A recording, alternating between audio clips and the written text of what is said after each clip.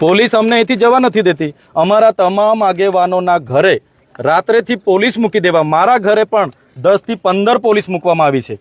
Police શાંતિ સલામતી અને સુરક્ષા કાયદો વ્યવસ્થા જાળવવા માટે પોલીસને પગાર મળે છે, નહીં કે વિપક્ષના આગેવાનોને આ રીતના હેરાનગતિ કરવાની અને આદિવાસીઓને દબાવવાની આ વાત છે.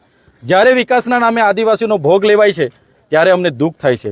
અને આજે આદિવાસી વિસ્તારમાં નર્મદાનું પાણી નથી, શિક્ષકો નથી, શાળા નથી, આંગણવાડીઓ નથી, રોજગાર નથી, ડોક્ટરો નથી, સાધનો નથી, રોડ રસ્તા નથી.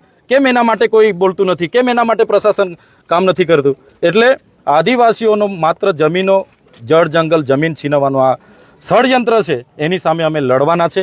પોલીસનો ઉપયોગ થશે કે મિલિટરીનો ઉપયોગ થશે, આવનારા દિવસોમાં જે પણ મોરચે લડવું પડશે, સડકથી લઈને સદન સુધી અમે લડીશું.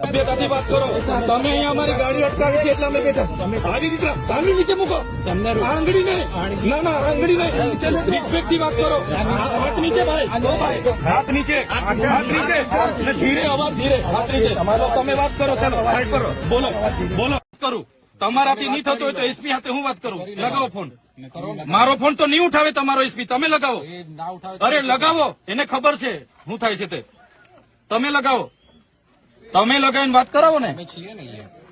તમારી તો એટલી તો છે નથી. તમારાથી તો એક તમારા એ પાપડ નથી. આવેદન આપવું હોય તો આવેદન આપવા 70 કિલોમીટર આવ્યા છે. તમે હોય કે અમે હોય, આ ભોળી પ્રજાના ટેક્સનો પગાર આપણને મળે છે ને તમારે ને અમારે ભૂલવાનું નહીં. સીઓએ બી ભૂલવાનું નહીં. એ બી નોકર છે, હું બી નોકર છું, તમે બી નોકર. આપણે બધા પબ્લિક સર્વન્ટ. હા, પબ્લિક સર્વન્ટ એટલે આપણે બધા નોકરી કરીએ છીએ. બરાબર. સીઓ આજે મને કીધું કે હું બરોડા છું, મને પ્રાથમિક તબક્કે માહિતી મળી કે બંગલે છે, પણ એકવાર જવા દઈએ છે. બીજી વાર એ સીઓ જો આવું જૂઠું મને બોલશે ને, એને કોલર પકડીને બંગલે ત્યાં ખેંચી લાવીશું. બરાબર છે. હવે ઇસ્યુ તમે સાંભળી લો. આ જમીનો આપેલી છે અમારા લોકોએ. બરાબર. તો રોજગારી કેમ કરવાનું છે દીધા? કોને તકલીફ છે ભાઈ? રિક્ષાવાળા ભાઈ કોણ નથી જવા દેતા? ઉભા એક જ જણ બોલો. હા, કોણ સાહેબ?